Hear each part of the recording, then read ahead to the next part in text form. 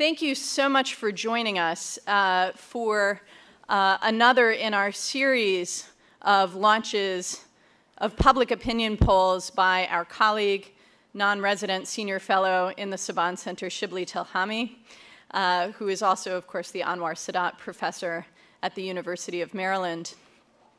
This poll, which is a poll of Israeli public opinion, could not be better timed, I think, to give us some insight in the wake of truly head-spinning developments in the region and indeed here at home. We are going to be looking at data that was gathered just over the last week. In other words, in wake of the American presidential elections, in the wake of the announcement of new Israeli elections, and a lot of jockeying by Israeli politicians of the left, right, and center, and also data that reflects the Gaza crisis and its tentative ceasefire resolution. And we're looking at this data, of course, the morning after the UN General Assembly voted to recognize Palestine as a non-member state. So this is, like all polls, a snapshot of a rapidly moving picture. But I think it's one that comes at a crucial time as both the United States, the government of Israel, and governments around the world think about where we go next. And as Israelis contemplate the choices they face on January 22nd and think about where they would like to go next. I'd like to note as well that we're launching this poll on the morning before the Saban Center convenes its annual high-level Saban Forum U.S.-Israeli Strategic Dialogue. And we're very grateful to Shibli for making it possible to have this public event alongside that high-level dialogue. I'm going to briefly introduce Shibli, whom I think many of you know well. And along with Shibli, we have as a commentator on this public opinion data, Dana Weiss, who's the moderator of, I think, the biggest program on Channel 2, maybe the biggest program on Israeli TV, Meet the Press, and who has kindly joined us this morning and come to Washington for our strategic dialogue. Dana is not only an accomplished journalist, an accomplished interviewer, but also someone with a lot of deep insight into the Israeli political and legal system that she's practiced throughout her career. And we're really grateful that she can be here to provide some insight from the Israeli side on this poll. So the other thing I should mention is that Shibli's very graciously allowed me to give you a little preview of something that he's been working on for quite a while that will not be formally released until January, but that I wanted to highlight for all of you now because I think you can pre-order it on Amazon. And that is this fantastic edited volume, The Peace Puzzle, America's Quest for Arab-Israeli Peace, 1989 to 2011. I'm sorry, it's not an edited volume. It's a co-authored volume. And this is the result of a tremendous amount of research, primary interviews with key players across the history of the modern Arab-Israeli peace process. And I have no doubt it's going to be a definitive work. So Shibli, congratulations, and please look for this on Amazon or in bookstores in January. With that, Shibli, I'd like to ask you to give us a presentation. Thank you.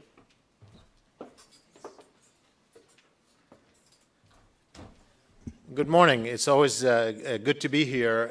Before I give you the results, let me just give you a little background on this poll. As you know, I do polls in the Arab world and in Israel annually.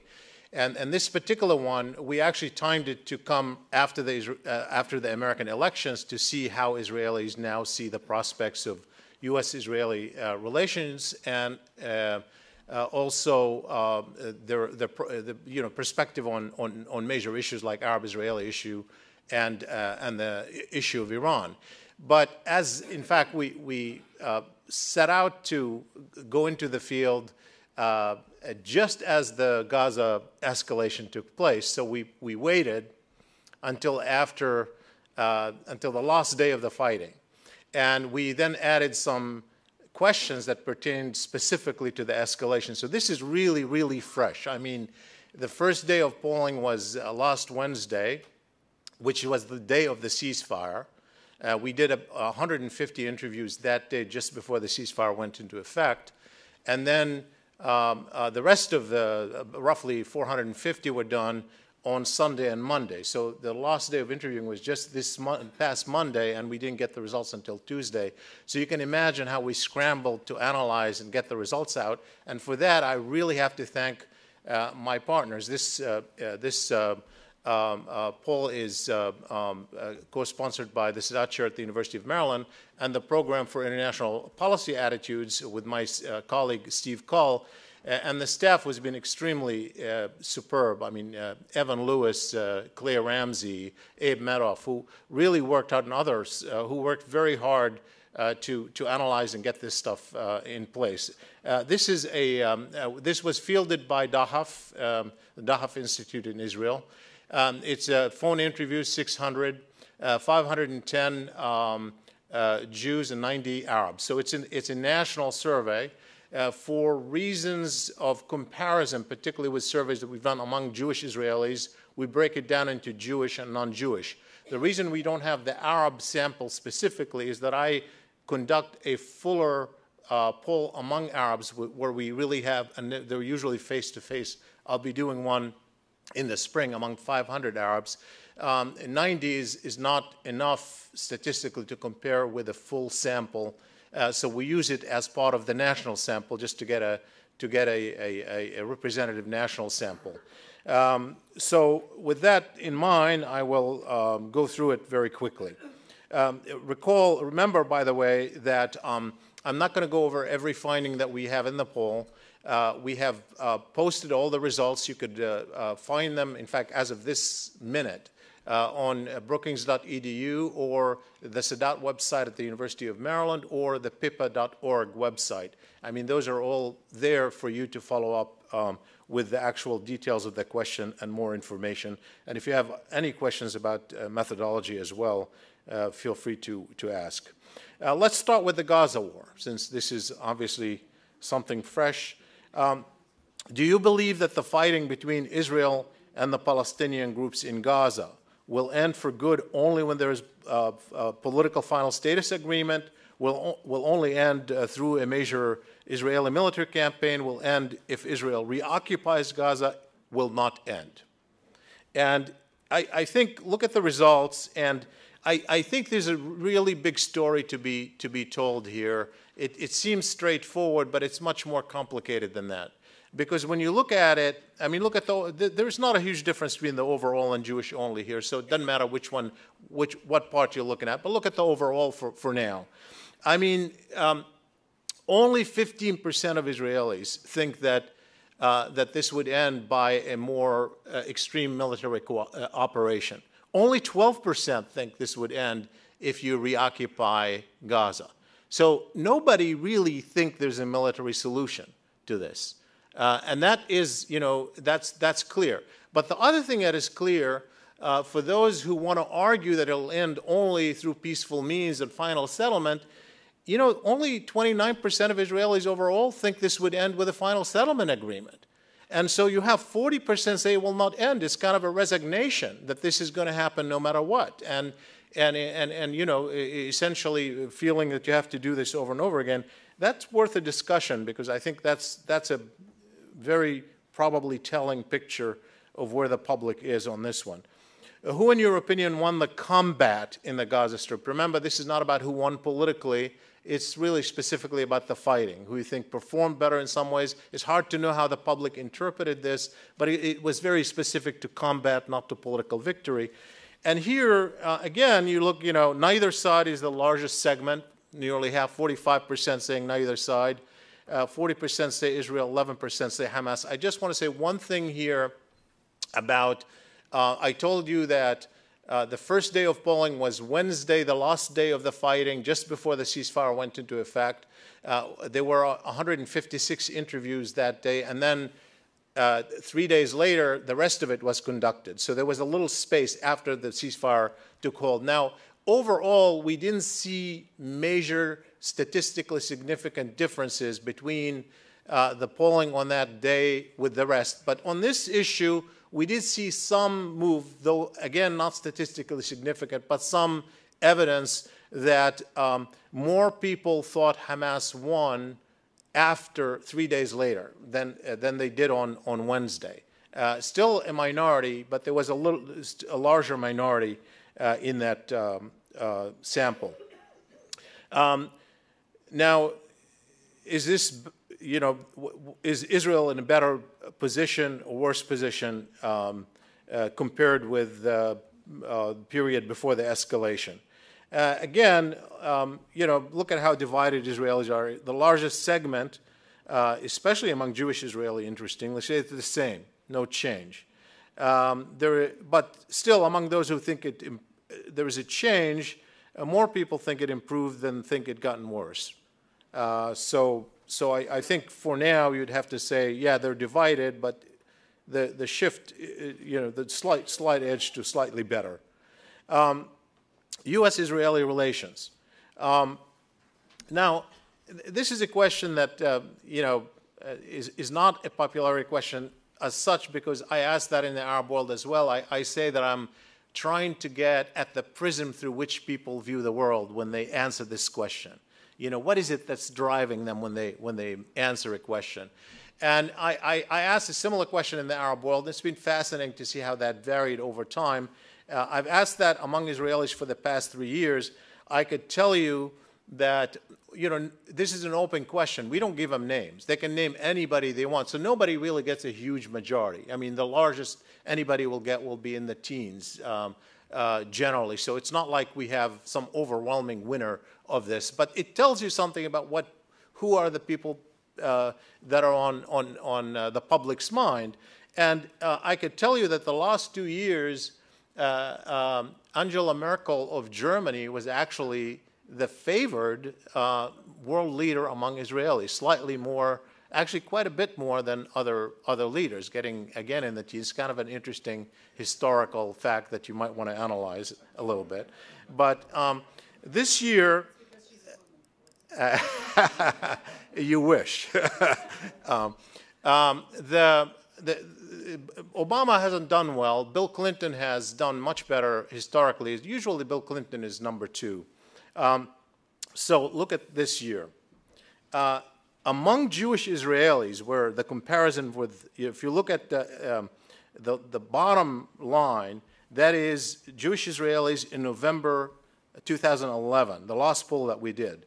We had Merkel 12%, Clinton 10%, Obama 6%, and no one 32%, large number. But look at this. Obama is now number 1 on that list. It's not a majority of Israelis, but he's favored over any other leader. He's very close. Certainly, you could call it a tie. Certainly, it is within, if you take into account the margin of error. But that's quite a big shift for Obama. And it's, again, worth discussing in our conversation what happened here with Obama coming particularly after the Gaza war. Certainly, he supported Israel during the Gaza war, was seen to have taken a public position supportive of Israel, and obviously opposed the Palestinian move at the UN. It's interesting to see that some of the same things that anger our public are the sort of things that may please the Israeli public. It's a zero-sum game at one level. How would you describe your views of President Barack Obama of the United States? Again, for this we have history, and it's been increasingly positive. I mean, surprisingly, even last November, among Jewish Israelis, he had 54% of the people who said they had a favorable view of him. But there was a huge increase this year. I mean, 8 percentage points. Well, a significant increase. I wouldn't say a huge increase, but a significant increase from 2011 to 2012. So that's, goes with, again, identification of Obama as a favored leader. on American support for Israel, we tried to figure out whether the American public has a perception that, whether the Israeli public had the perception that American public support is increasing or decreasing. And on two issues, in general or on security issues specifically. Well, actually, you know, there is not much really here to indicate any major shift. 40% say it stayed about the same, 27% say decreased, 30% say increased, roughly the same.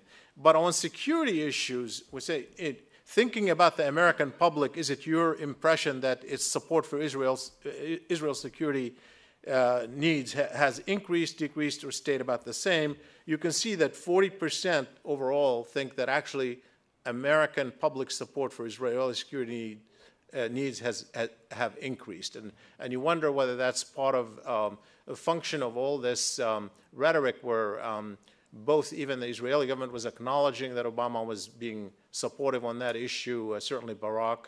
I wonder if that had something to do with it. Is it your impression that during the American presidential elections, Prime Minister Netanyahu supported the Republican candidate, the Democratic candidate, or stayed neutral? I mean, we know, you know, sort of where the American public thinks Netanyahu was. The question is, does the Israeli public see that, see the same thing? You know, it's interesting. So yes, they do. I mean. 61% say they supported, you know, that Netanyahu supported Romney. Among Jewish Israelis, even higher, slightly higher, 64%. So, so that you know, that's obviously, you know, straightforward right here. But in President Obama's second term, how do you think the personal relationship between Prime Minister Netanyahu and President Obama will affect American support? Now, remember, that's sort of consequential for Israeli politics and election. You know, do they think that, you know, the fear that Obama is going to punish them or punish Netanyahu, is this going to happen?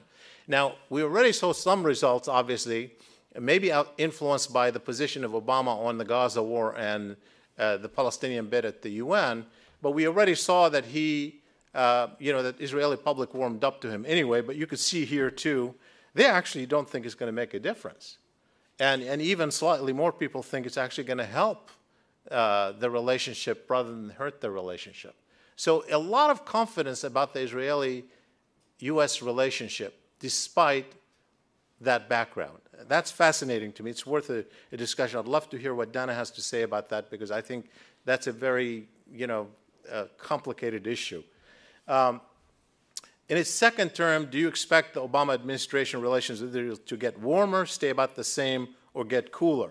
Again, majority say stay about the same, but more people say it'll get warmer than cooler. The same story. Let me turn to Iran's nuclear program. Obviously, a huge issue that is likely to remain on the agenda in the next few months and maybe become bigger on the agenda for a variety of reasons. And so on this also we have track record, particularly among Jewish Israelis. We've asked questions in 2 different times before. This is a straightforward question. There is talk of a possible Israeli attack on Iran's nuclear facilities. Do you support or oppose the attack? We don't give them any context. We don't give them any information. We don't say with American support, without American support. We leave it to their imagination. Just kind of this is the plain choice. And you could see that overall, 50% oppose the attack, 38% support an attack. Among Jewish Israelis, a little closer. Israelis are clearly divided. Israeli Jews are clearly very divided. Really minor shift from 2011. Remember, the margin of error is plus or minus 4%. So this is pretty much, it hasn't changed since 2011. That's a year of roughly the same breakdown, despite the Gaza war. Even in light of the Gaza war, there isn't a shift here. In regard to a possible Israeli military strike against Iran's nuclear facilities, what do you think Israel should do? Strike without U.S. support, strike only with U.S. support, do not strike. So this is one where we introduce the U.S. separately. By the way, we don't sequence them one after the other. We separate them in the questionnaire, so they have sort of they have time to space to reflect on this. So what we get here is again, no big difference from 2011. For that matter, from February 2012, where we also have the overall difference. We have 43% say strike only with U.S. support, 20% say strike without it. Among Jewish Israelis, only 18% say strike without U.S. support. And again, note that 1/3 of Israelis consistently say don't strike, period, with or without U.S. support. That's been there. Likelihood of Iranian nuclear weapons. Now, this is a question, obviously, about the Israeli public assessment of whether Iran is likely to acquire nuclear weapons anyway, no matter what you do.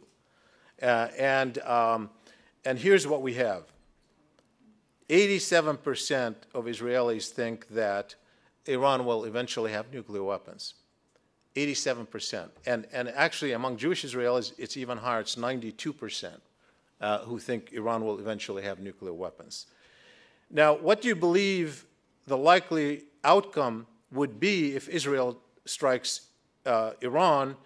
This is in terms of delaying Iran's nuclear program. How long would it delay it, or would it accelerate it? Again, you can see that the percentage of people who think it would be delayed more than 5 years, are a majority. Most people think it would be delayed more than 5 years. Less than 5 years, and a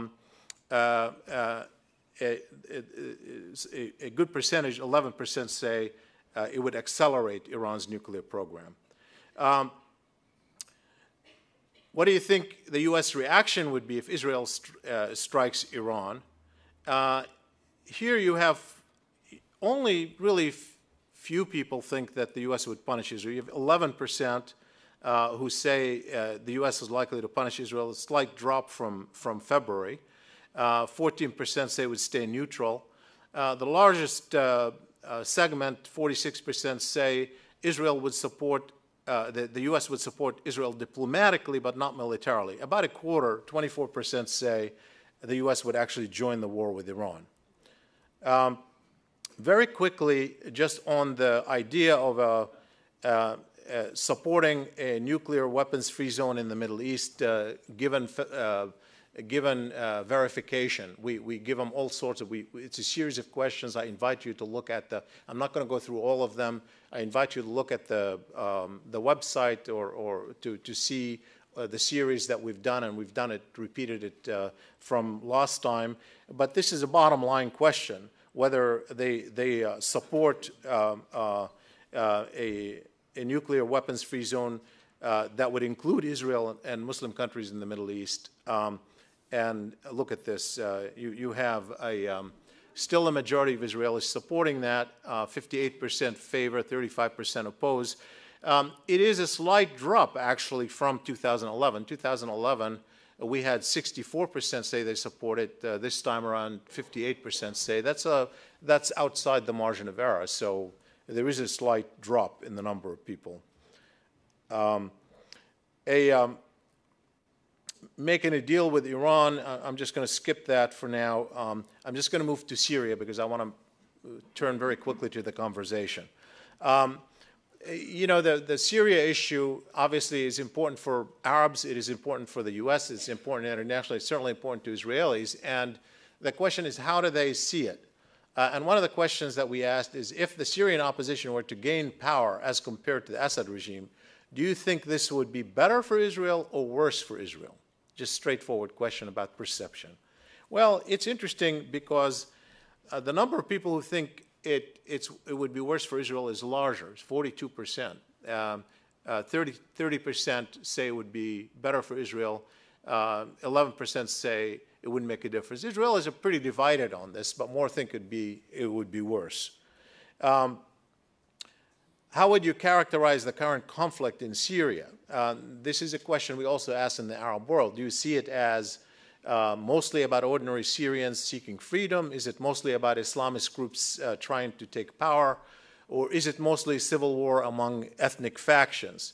Well, here too, the Israelis are really divided on this, and you can see that. I mean, more people say it's people seeking freedom, but if you add, the other two groups together, it's certainly a big majority. People who think it's either Islamist groups or civil conflict. It's pretty significant, very divided, as is the case, by the way, in much of the Arab world. On Egypt, which of the following is closer to your view about the impact of the Arab Spring on Israel? Is it mostly, this is broad about the Arab Spring. Is it mostly worse, mostly better? Well, a slight majority of Israelis still think it's worse for them, that the Arab Spring has been worse for them. That has actually, the number of people slightly increased from 2011 among Israeli Jews. How about President Morsi's policies toward Israel? Is it as they expected? Is it worse than they expected? Is it better than they expected? And here too, the largest segment says about the same, particularly among Israeli Jews, 53%. And then they're divided about whether it's better or worse for Israel. So roughly the same, I would say. Israeli-Egyptian peace treaty. Do they think that it will remain in force in 4 years? It will remain in force but will be modified, or it will be terminated? This is, again, a public assessment about the fears pertaining to the Israeli-Egyptian peace treaty that is obviously an important issue. Well, what you find is the largest segment, 41% overall, say that it will remain in force but will be modified. Only 17% overall and 16% among Jewish Israelis think it will be terminated. 36% say it will remain in force in its present form. So, obviously more people think it'll be modified. I'm going to finally turn to the Palestinian question. Obviously, this is a big day after the Palestinians succeeded in getting General Assembly support for a non-member state at the UN, potentially big, it opens up the question of negotiations. In fact, Palestinian Authority President Mahmoud Abbas said as he went to the UN that once this is approved, he's going to launch negotiations almost the next day. So there is some expectation that maybe something would happen on the negotiating front. But what are the prospects of that? Which of the following statements is closer to your view? I'm prepared for just peace based on the 67 borders. Even if Arab states accept and recognize Israel, still oppose withdrawing from territories occupied in 67. You can see something here that is interesting because the number of people who straightforward say I'm prepared for just peace based on the 67 borders has declined, and we've seen that before, particularly among Jewish Israelis. So look at the last two lines. November 11, 43% said that they're prepared for that. 2012, it's a big drop to 33%. So it doesn't seem to affect the roughly 30% who say even if the Arabs offer us all the peace, we still don't want to withdraw. And that's about 1/3. It's the middle category that has moved more to the right, one can argue. In 2002, Arab countries offered the Arab Peace Initiative, a comprehensive peace deal with Israel based on Israeli withdrawal from the territories occupied in the 67 war, and full peace agreements between Israel and all the Arab states. If this offer is renewed with support from Egypt's new government, how should the Israeli government react? Do you think it should accept the offer as proposed, accept the offer as the basis of negotiations, reject the offer? And as you know, there is an argument about certainly the peace camp in Israel that if you revive the Arab Peace Initiative and you add Egypt as a kind of reinvigorating the Israeli peace treaty, to this, it might sway some people. Well, I'm not sure. I mean, you find 46% of Israeli Jews say rejected outright. I mean, that's nearly half of Israelis say rejected outright. You have only 7% say accept the offer as proposed, and 43% say accept the offer as the basis of negotiation. So if you want to look at the half full, you could say slight majority favors either accepting it as is or accepting it as a basis of negotiation. So Israelis are divided. We all know that, but it's very graphic.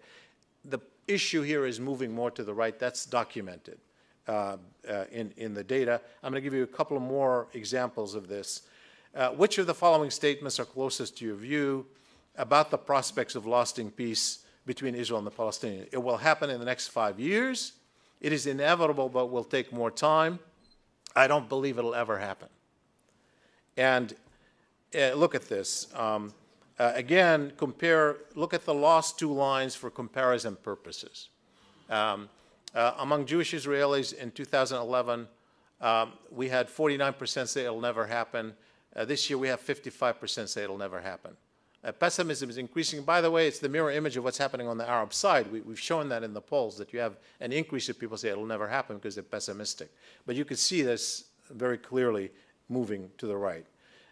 Outcome, if the two-state solution collapses, that will be one-state solution, intense conflict for years to come, the status quo will continue, or the Palestinians will eventually surrender to Israeli power.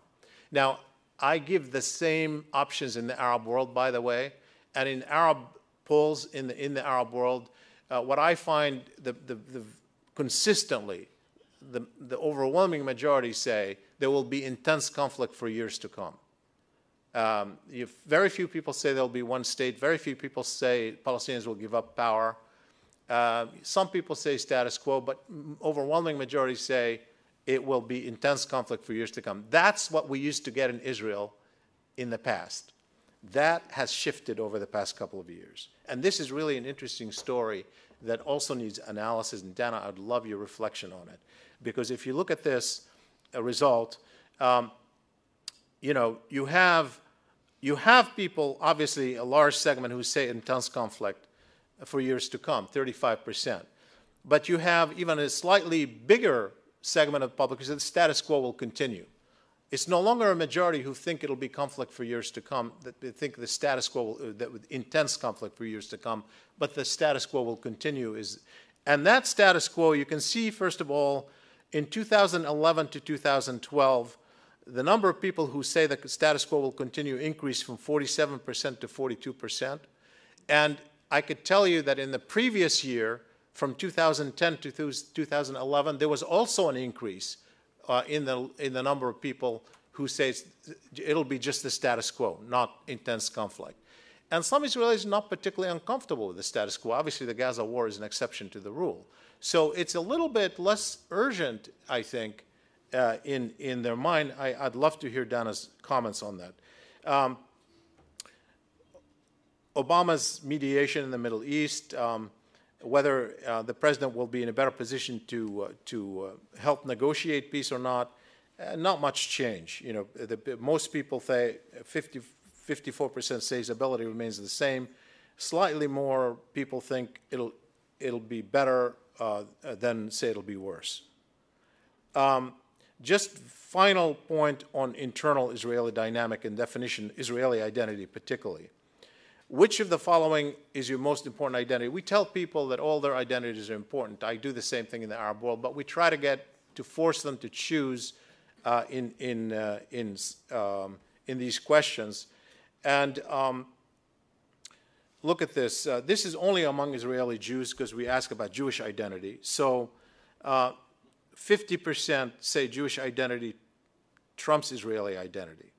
And that is an increase, significant increase from 2011. I do note, however, that Israeli identity also has increased from 2011 to 2012. So you have kind of more of a polarization taking place. That polarization, by the way, shows up in another question, which is about the Jewishness of Israel and its democracy. You could see it's split there. That is, which of the following is closer to your views? The Jewishness of Israel is more important to me than its democracy. Both are equally important. The democracy of Israel is more important to me than its Jewishness. And you could see here where Israelis are. They're obviously divided on this, but if you look at what happened from 2011 to 2012, it went from 27% to 31% for the Jewishness of Israel is more important to me, but also the democracy is more important to me, went up from 26% to 33%. The one that diminishes both equally important. So you have a polarization. It's exactly what we're seeing. You know, there's more polarization in Israeli politics. The middle is shrinking. And how would you describe the current status of Arabs in Israel? And this obviously, pertains in some ways to the identity of the state, but also in terms of whether they think there's equality. So we give them three options. There is full equality between Arab and Jewish citizens. There is legal equality, but institutional societal discrimination. And it is more like an apartheid arrangement or relationship. And so we have these three options. And so first of all, we didn't find considerable change from last time among Jewish Israelis, particularly given the margin of error plus or minus 4.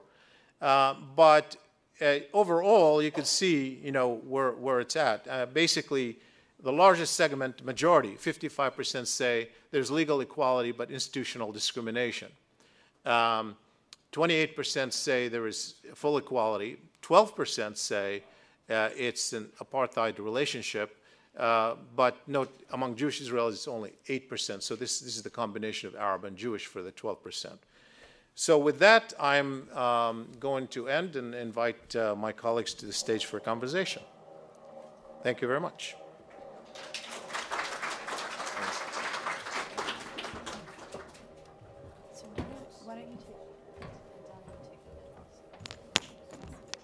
And while my colleagues are getting settled and putting on their microphones, let me just take a minute to express my thanks to the Project on International Policy Attitudes, PIPA, which is in the back. So thank you very, very much. You've been an incredible partner for Shibli and for us in this series of polls, and we're delighted to keep working with you.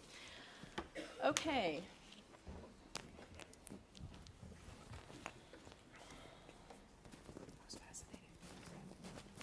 Thank you. So, Donna, Israelis seem divided on a lot of major issues in the region, how to think about Syria, whether to conduct military strikes on Iran. There's one thing they seem to have a much more unified view on, which is pessimism about Middle East peace and their relationship with the Palestinians. They're not prepared for peace. They think violence will continue even if there's a final negotiated agreement. What lesson do we draw from this?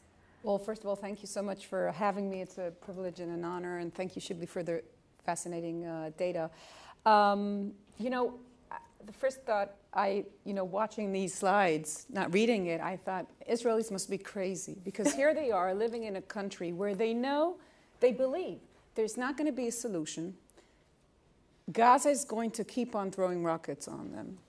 They've just had, it's amazing. I was the bombed rocket that hit Tel Aviv. I was in the fitting room with my son. He was buying jeans for bar mitzvah. He had to go.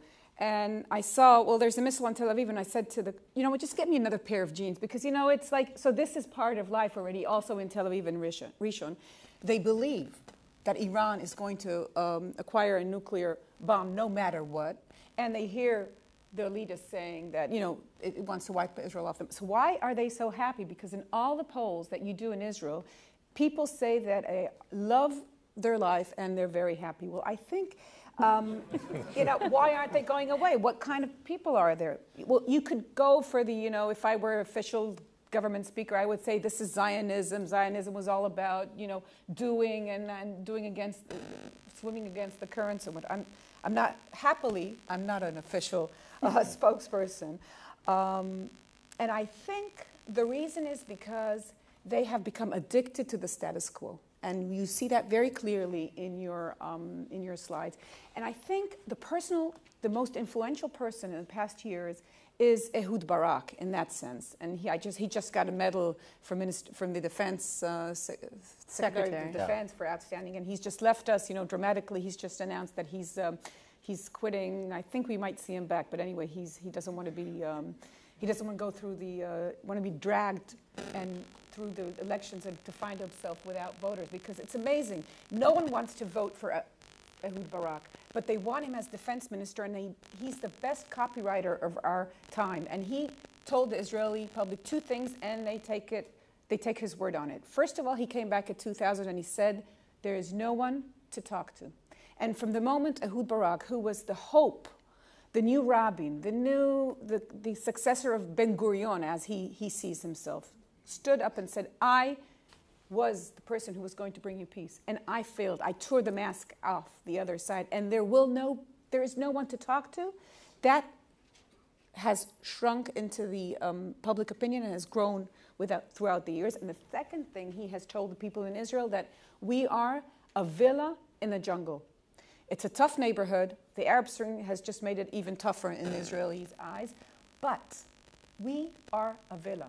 And if you want, the fact that the Israelis came out of this conflict with the Iron Dome being the hero, for them, that is the solution. The status quo can go on because we're smarter, we have better technology, we have found a way to improve our life despite the neighborhood. So that is something that is making the urgency, the feeling of urgency of Israelis, it's lacking in some way. Now, you could say that the Gaza operation should have been a wake-up call, because here we have a right-wing government, dream team right-wing government. We have Lieberman and Netanyahu. You couldn't dream of a right-wing government, okay? And they let all these missiles, long-range missiles, go into the Gaza it's on their term. It didn't happen before. Missiles couldn't reach Tel Aviv before, okay? But they had 4 years of quiet. So we had a 8 days operation. It ended okay. No one was, there were only 6 casualties on the Israeli side. They don't care about the other side. We had the world stand in an okay manner. We can go on. So I think basically that is the tragedy. Israelis have become addicted to the status quo. They heard Barak saying there's no one to talk to, so there's no one to talk to. And they're a villa in a jungle. Now, who doesn't want to live in a villa? So I think, basically, just to start off, I think that is that. And I think one more thing. They heard Nasrallah say Israel is a spiderweb society. Once you attack the citizens, not the soldiers, it will crumble. And we will throw rockets on them, and we will finish the story. Well, they woke up and they said, Nasrallah's in the bunker. That's how Barak keeps on saying, Nasrallah's in the bunker. And we have Iron Dome, and we are a strong society. So this sense of strength, on the one hand, although we're always the constant victim. Israelis is like Semstein the Nebuch. We're always the constant victim in the region, is very tragical for those who think we need a solution in the region. So Barak has apparently persuaded a significant sector of Israelis that they're stuck with what they've got, and what they've got is okay.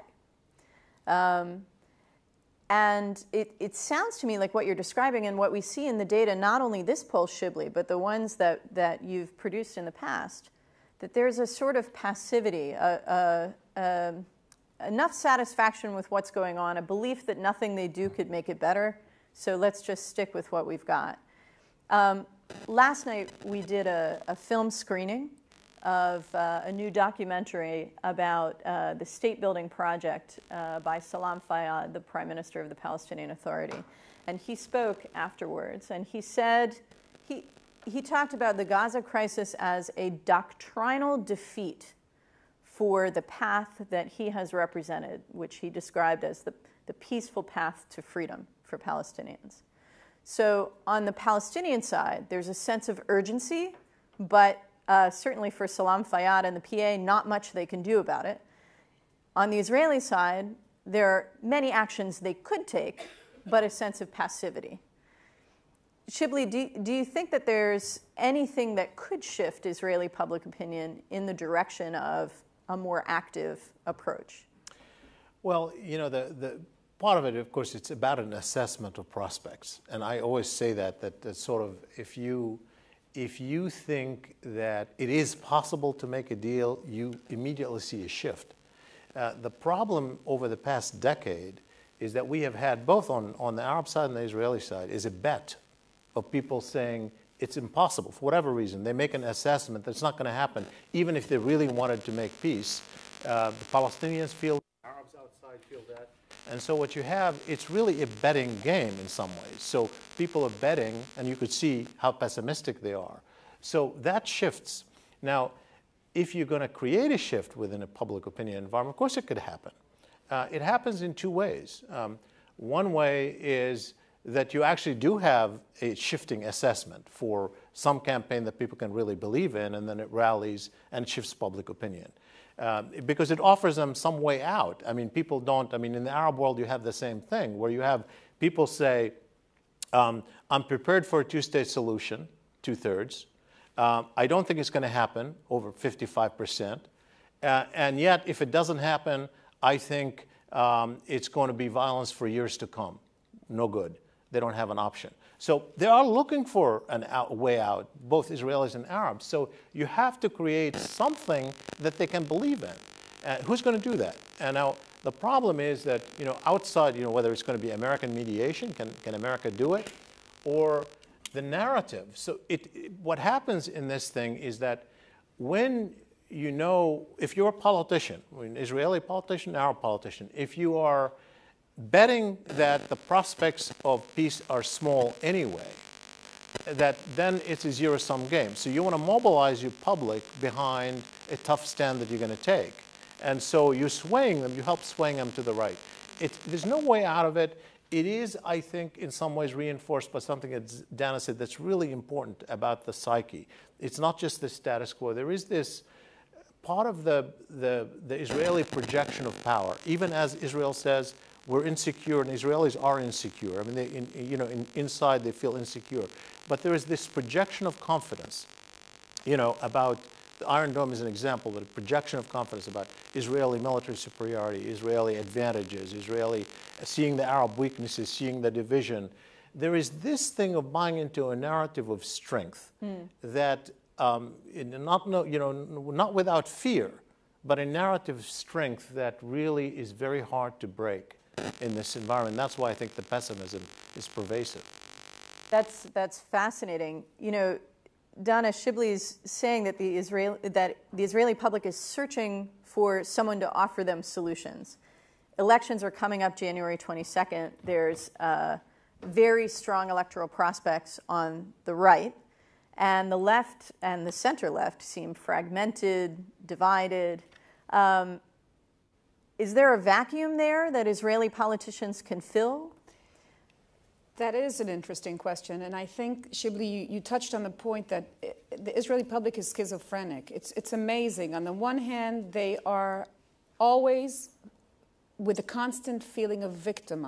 It's always, we always have these on the news. Why don't you show how the press shows how only the Palestinian side of the story, and they don't show how the lives of more than 2 million civilians. No one would tolerate it. You wouldn't tolerate missiles on Washington. You don't want to go through it, and you wouldn't tolerate it. I have 3 boys, and I looked at them. I said, what do I have to tell them about the life in Israel? But again, Israelis always feel that their story isn't portrayed right in the world, yet they do feel superior regarding power, brain, ingenuity, and whatever. The startup nation, which is also the constant victim. But elections are coming, and it's interesting. And now there's an amazing catch-22, which, it really, I have no answer for that. Oh, it's good because I usually have to ask questions. Here's the catch, okay? Netanyahu's ratings. We do a monthly approval rating for Netanyahu on my show. Twice he rocketed when he freed Gilad Shalit, and when he stopped the operation and he didn't conquer Gaza. So twice when Netanyahu betrayed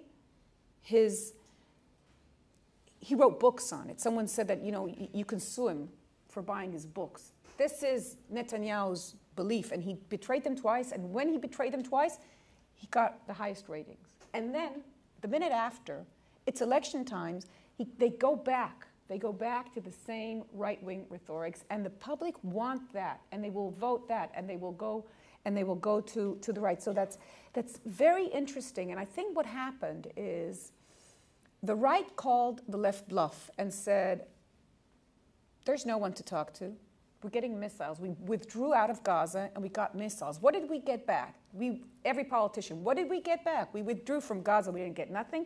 Olmert offered everything to Abu Mazen, to Mahmoud Abbas, and he didn't even come back. Two sentences you always hear, okay? So people listen and they say, okay, left, finished. But the left didn't come up and say, now, what happened to your values and your beliefs? Why don't you execute them? You are the dream team right-wing government. Please annex the territories. Go ahead. Please, tell the United States we're going to do whatever we want to do. Conquer Gaza. You have the strongest government. Why aren't you doing that? Instead of calling the right-wing bluff, what they're doing is they're disguising themselves as center. If you look at Shelley Yachimowicz, which is a brilliant politician. She's the leader of the Labour Party. She took a party of 8 seats now. There are 24, 25 in the polls. It's really unbelievable what she did. She will not talk about the Palestinian issue. She only talk about social issues and economical issues, and she's trying to get voters from the extreme right. She says, doesn't matter, we all agree. So everyone is disguising. Tzipi Livni now, I am the leader of the center. To be a left in Israel is, to a certain extent, it's something you're supposed to be ashamed of. When someone wants to insult someone else, they say he's a left, okay? So instead of calling the bluff of the right, all the leaders in that vacuum are disguised as center because they want to take the 30% who think the status quo is okay. They want to take them to their side. And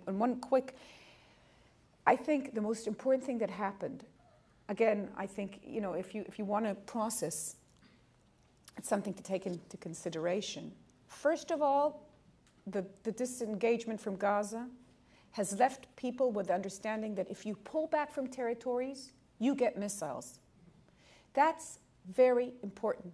They heard their leaders promise, we will not tolerate missiles on Sderot.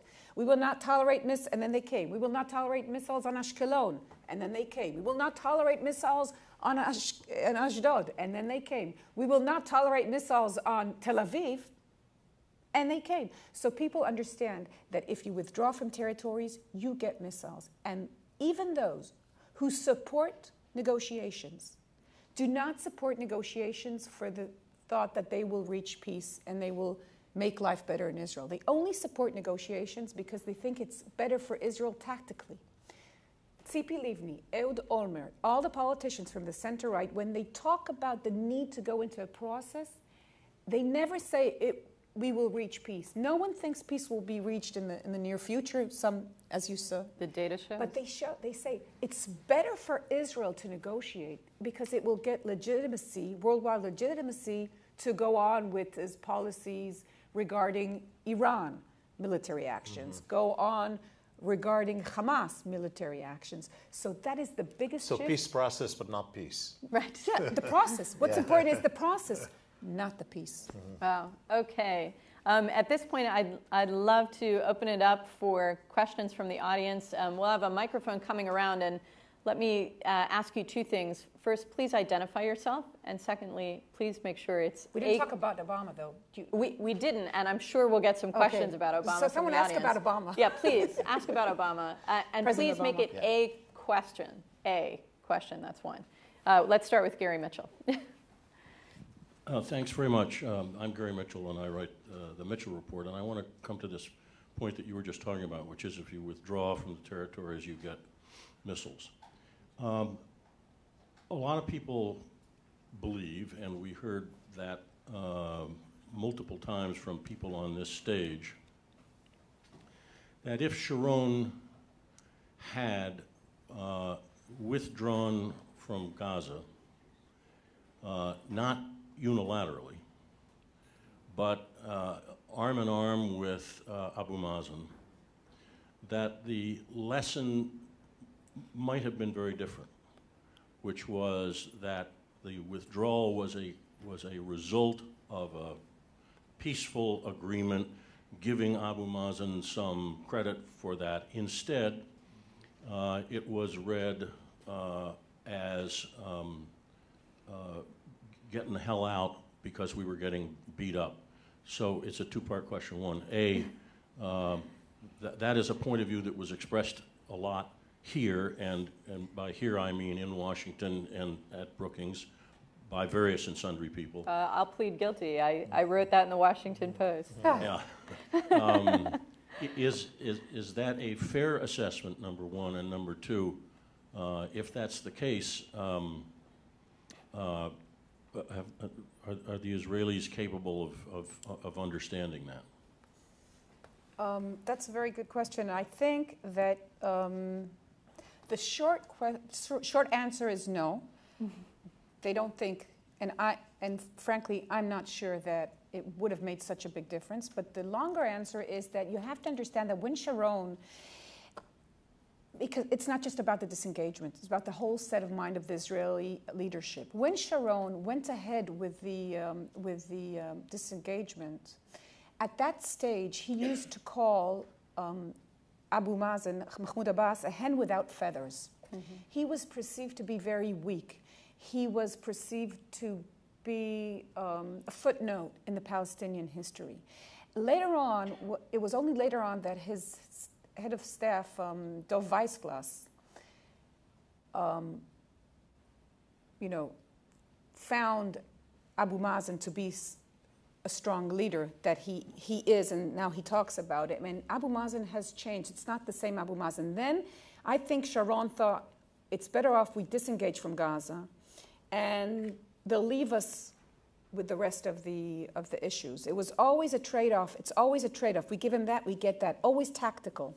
Now, you have to remember that the biggest mistake in Gaza was the elections that the Americans insisted on.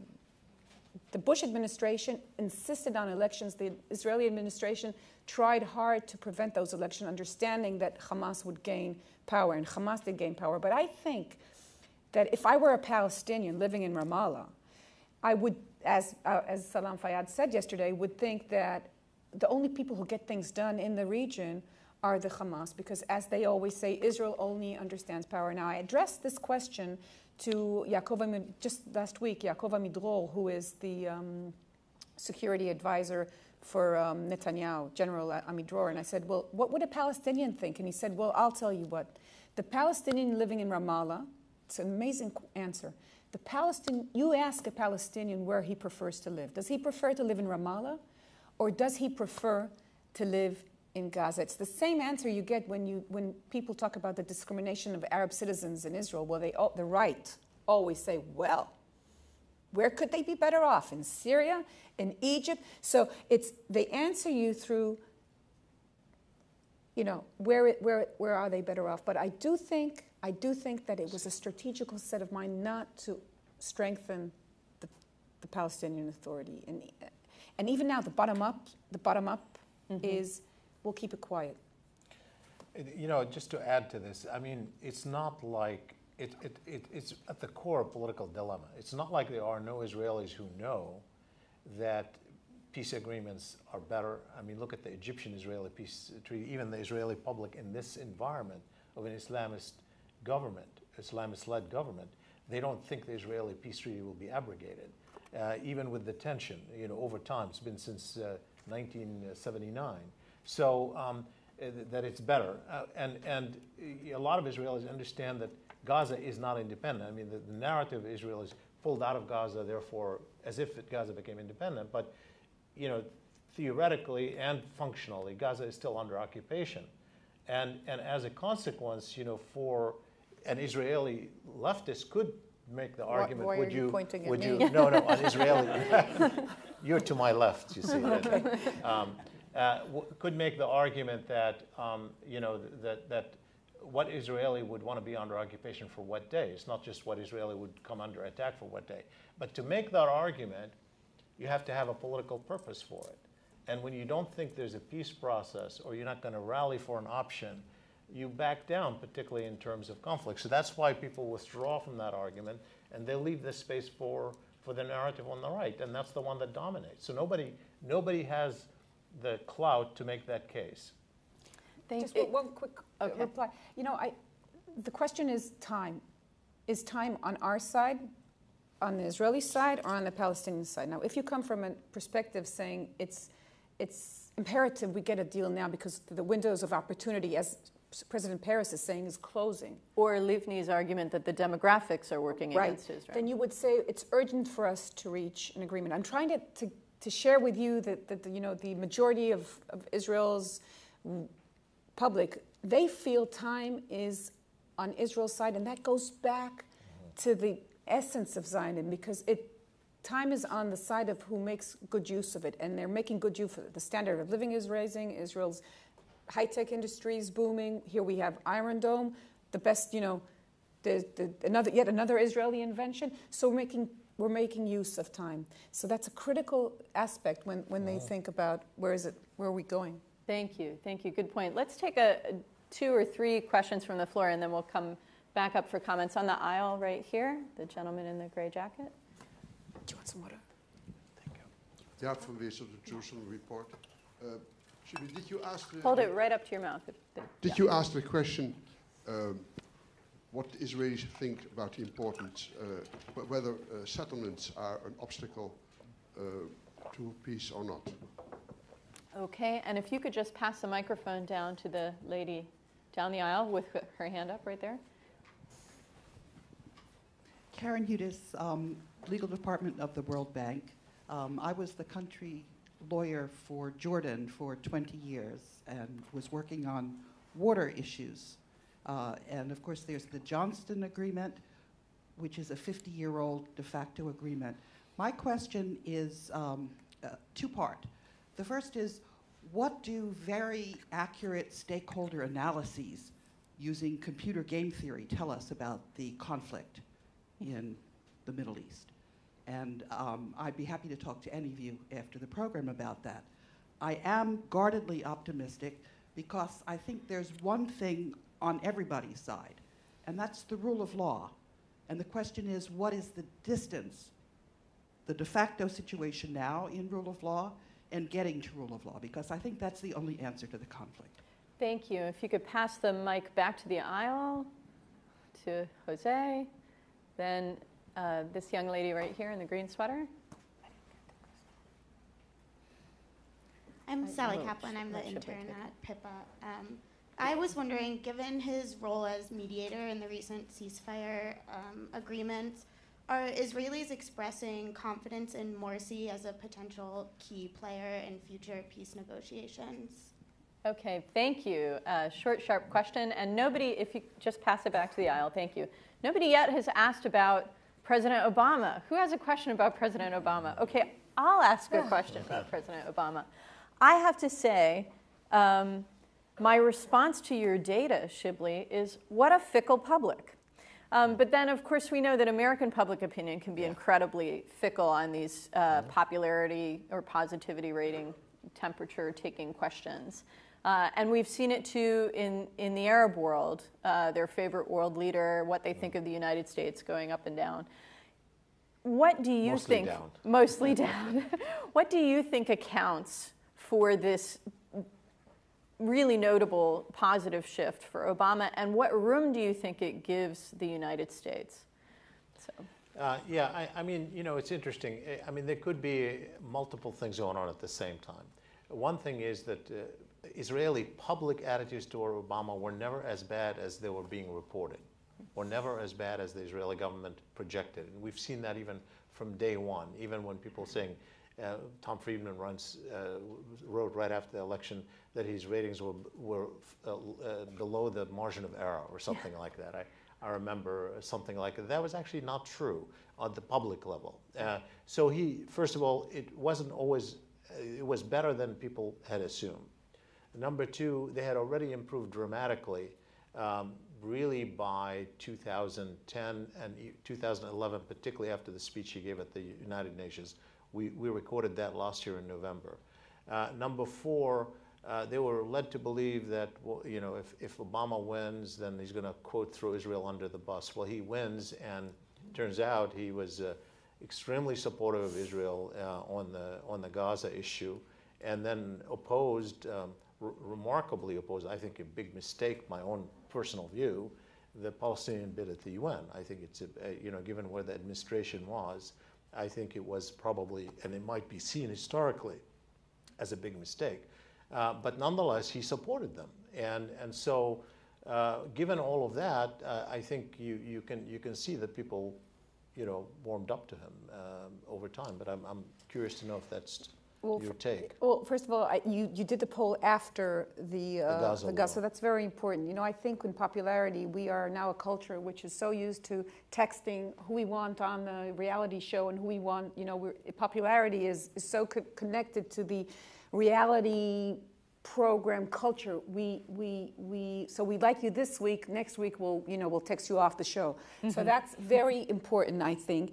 And Israel's society is very, you know, it has a short memory, and now they like him. The next week they won't like him. But I think we did polls on our show, and before the American elections, and Romney was the favorite by large. He was. People in Israel, because we're shifting right. Okay, it's an interesting. The shift in the Israel society is kind of in the different direction from the shift in the American society. So they're shifting apart. I think it's interesting. But anyway, Romney was perceived to be, you know. But here comes President Obama, very smartly, I think, in the interests of Israel. You can argue what it makes of America and the region, but here he comes and he puts aside what everyone is expecting.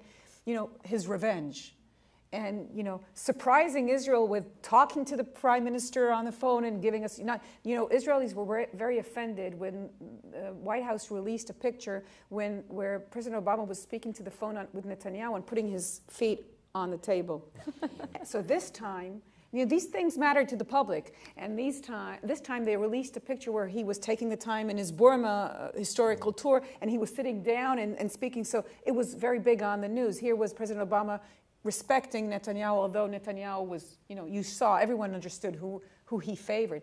So the interesting point for me is, if they finally take him on his word that Israel's security matters, and the ties have never been stronger and whatever, will they take his word on the fact that he keeps on saying he will not tolerate a nuclear Iran, that he will not, all the options are still on the table?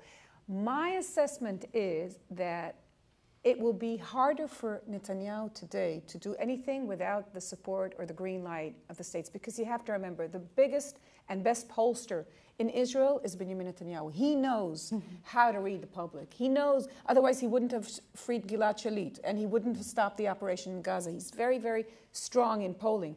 So I think that the public now said, okay, Obama wasn't that, you know, he didn't really throw us off the bus. Maybe he'll be right about Iran, and maybe he's not, but we need America. We still need America. We need some more iron domes. So we need America. So that could be an interesting point. So it does maybe give the U.S. a little more space with the Israeli public. Okay, we had questions on Morsi, on game theory and the conflict, and on settlements. So just very quickly, I have not asked in this poll about settlements, but obviously a lot of pollsters do in Israel, and we have a little bit of an understanding of where Israelis are.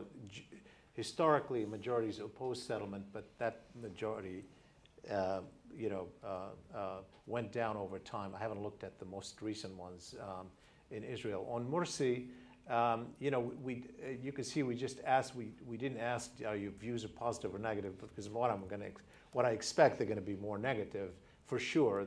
That's why I used the different measure, which is he better than you expected or worse than you expected, because we know what they expected. Principally, and it looks like generally it's roughly as they expected, which is they're uncomfortable with him. But it is interesting to look at the consequences, because that question about the Egyptian-Israeli peace treaty, it is in part about him, which is, do you think they're going to go to abrogate the treaty. Well, you have only a small minority, like 17 or 18% say they're going to abrogate the treaty. Most say that they won't. Final question on game theory. By the way, I don't know if you knew that I was actually a game theorist in an earlier life, but I thought that was a planted question for you, actually. But I won't answer it because I'm not sure. I'm not sure that I could tell you something in game theory that I couldn't tell you in my own words that would inform you about the dilemma that they're in. Okay, I wanted to ask you whether that question about Morsi or about Egypt more broadly, have you done similar questions in past polls of Israelis? How does this, well, it's about what we expect, link up to what they actually expected in previous polls? Well, we didn't ask them about Morsi, as you know. I mean, he wasn't even, remember when he was elected. It's the accidental president. So we asked them, obviously, about what they would expect after Mubarak. And overwhelmingly, Israelis thought it was going to get worse because, Mubarak was seen as Israel's, ally. And they knew that wasn't going to return. So the expectations were negative. Now, how negative? I certainly didn't measure every bit of that, but clearly it's not as negative as people think when you look at the assessment of what might happen to the peace treaty. Yeah, he gained a lot of points after his role in the past, the last events in Gaza.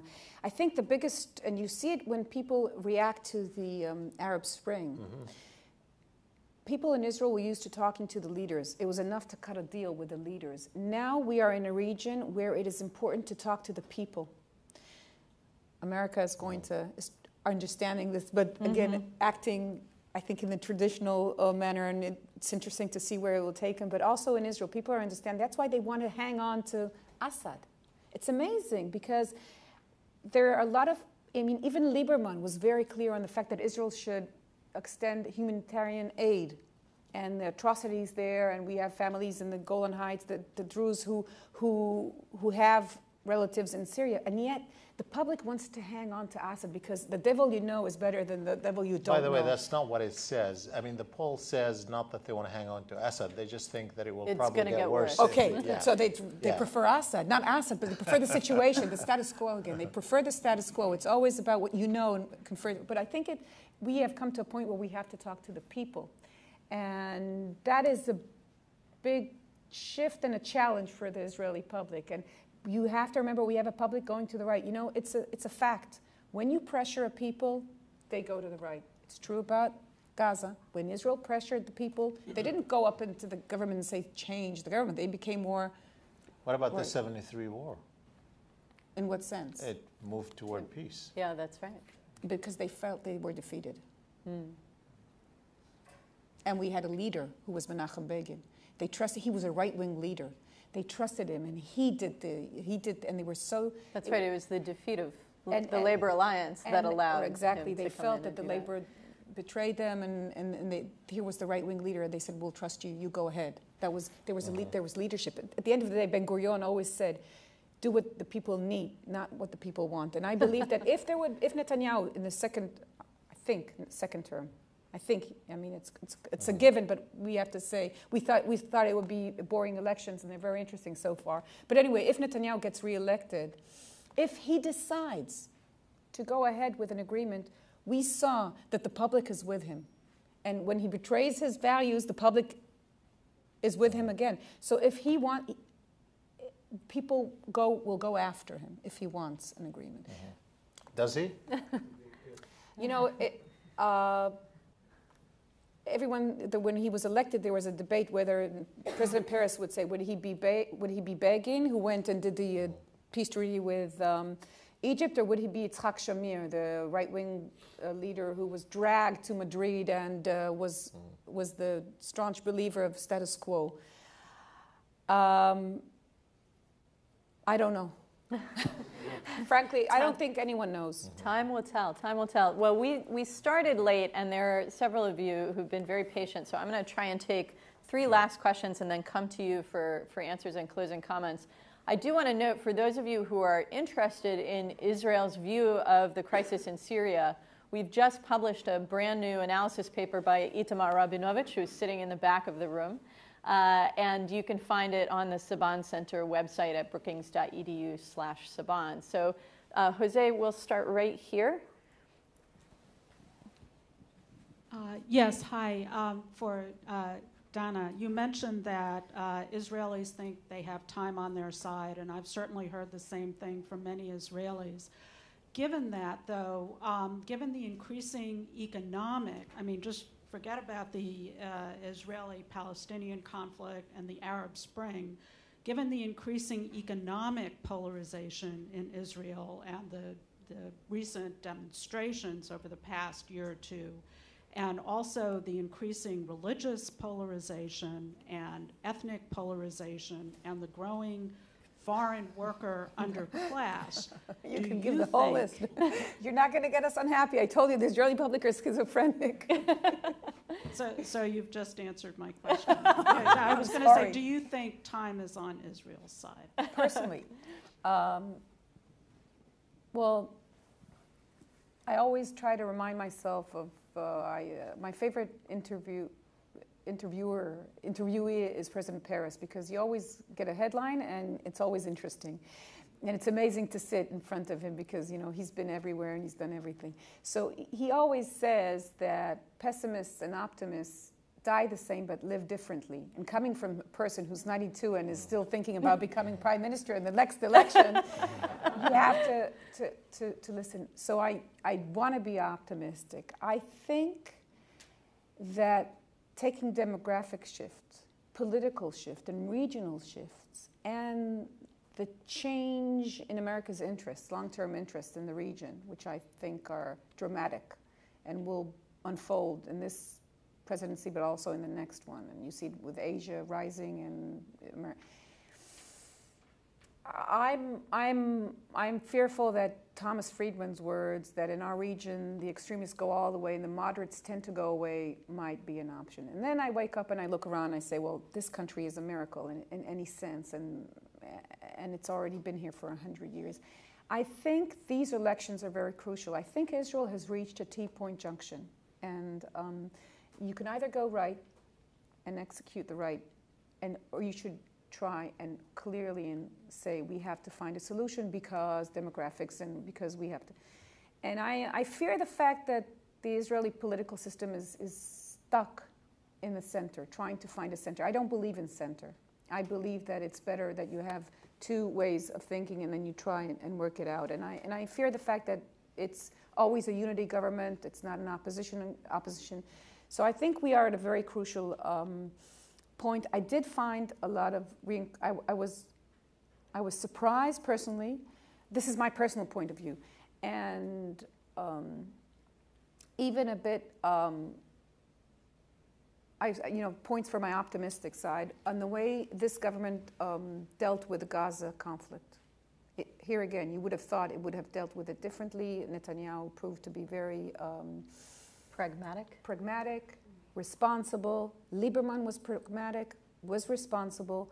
The previous government was the government, Ehud Olmert, who said, we're going to go in and show them that we have gone crazy. Yeah. And on the first day of Operation Castlet, which was led by a center government, they killed 89 police officers. They bombed and here, I mean, there were casualties on the other side, and most of them were terrorists, but there were casualties, but the intention, this was the right-wing government telling the army, be very, very careful for tactical reasons, for whatever. So, there's a saying, Ariel Sharon was famous when they asked him, why did you this is the forefather of the settlements, all of a sudden become a left-wing Meretz. So they said, things that you see from here, you don't see from there. So at the end, reality is stronger, but there is a point about time. A growing number of Israelis, especially from the right wing and from the settlements, believe that this Arab Spring is good in the sense that Jordan will change and that Palestinians will finally find their national aspirations in Jordan. And that's why they think time, again, is on their side. Well, I'm going to be a little bolder on this one because I think that I don't agree that time is on Israel's side. And not because of the demographics. I mean, this demographic argument to me is problematic morally anyway, because I think the problem of occupation is not about whether Israel or not will be comfortable. It's a different kind of issue. But I think it's more about, you know, when I look at the history, Israelis are incredibly ingenious people. They're technologically more advanced than anybody else. If you look at the strategic picture, they can defeat any combination of Arab states today, and the Arab world is in disarray, for sure. But if you look at the incredible leveling of the field globally in the information revolution, the technological spread over time, if you look at when the Israelis came close to a defeat, it wasn't when they were not powerful or when they were not ingenious. They're extremely powerful, extremely ingenious. It is when they didn't take Arabs seriously. They didn't take Arabs seriously. That happened in '73 when they didn't take the Egyptians seriously enough, both in terms of the motivation to end occupation or that they could find a way to compensate for the inequality of power.